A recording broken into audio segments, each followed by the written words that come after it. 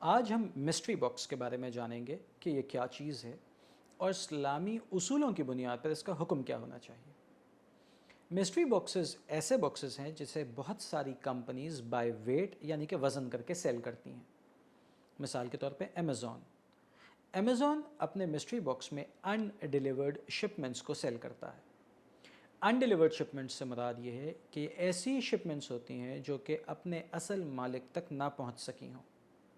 مثال کے طور پہ میں نے امیزون کے اوپر ایک پروڈکٹ آرڈر کی اور یہ پروڈکٹ یا تو مجھ تک نہ پہنچ سکی یا میں نے اسے ریسیو نہ کیا ہو، تو ایسی صورت میں یہ تمام شپمنٹس ان ڈیلیورڈ شپمنٹس کی کیٹیگری میں چلی جاتی ہیں، اور امیزون ان تمام شپمنٹس کو، ان تمام آئٹمس کو ایک بڑے باکس میں پیک کر دیتا ہے۔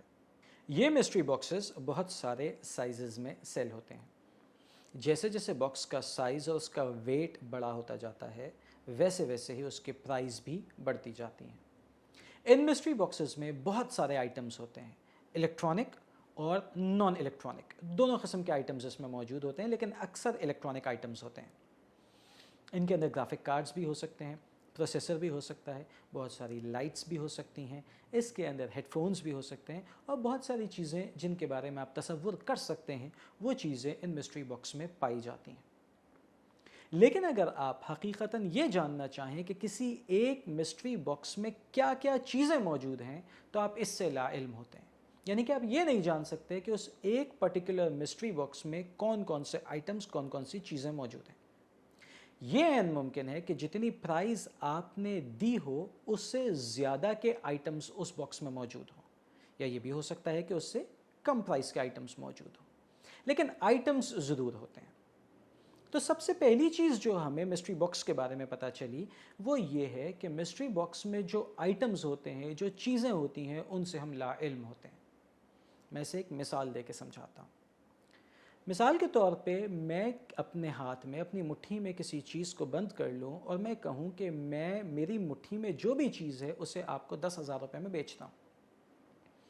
اب میری مٹھی میں گولڈ بھی ہو سکتا ہے، میری مٹھی میں ہیرا بھی ہو سکتا ہے، اور میری مٹھی میں پتھر بھی ہو سکتا ہے۔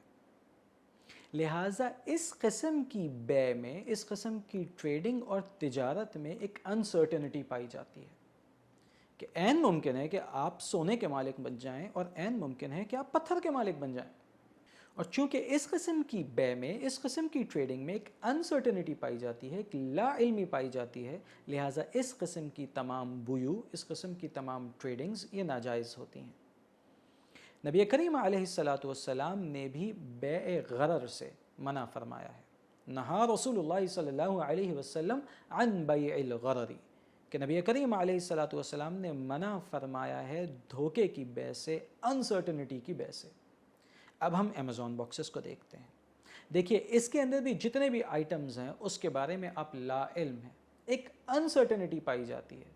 تو چونکہ اس قسم کی بے اور ٹریڈنگ میں بھی ایک انسرٹنٹی پائی جاتی ہے، لہٰذا یہ بے بھی جائز نہیں ہوگی۔ اسے ہم ایک دوسرے ایسپیکٹ سے بھی دیکھ سکتے ہیں۔ مثال کے طور پہ میں اور آپ کوئی چیز خریدیں اور اس میں عیب موجود ہو یا اس میں کوئی فالٹ ہو، تو ہم اسے بیچنے والے کو واپس کر کے دوسری چیز اس سے لے سکتے ہیں۔ لیکن اس کیس کے اندر، جیسے کہ امیزون کے مسٹری باکس ہوتے ہیں، اس میں اگر کوئی چیز فالٹی نکل آئے، کوئی چیز عیب دار نکل آئے، تو اب آپ کے پاس یہ رائٹ نہیں ہے کہ آپ اس چیز کو واپس کر سکیں۔ تو ان وجوہات کی بنا پہ مسٹری باکس کے بارے میں یہی کہا جائے گا کہ مسٹری باکس کا خریدنا یہ جائز نہیں ہے۔ اللہ تبارک و تعالی ہمیں دین کو سمجھنے کی اور اس پر عمل کرنے کی سعادت اور توفیق عطا فرمائے۔ السلام علیکم ورحمۃ اللہ وبرکاتہ۔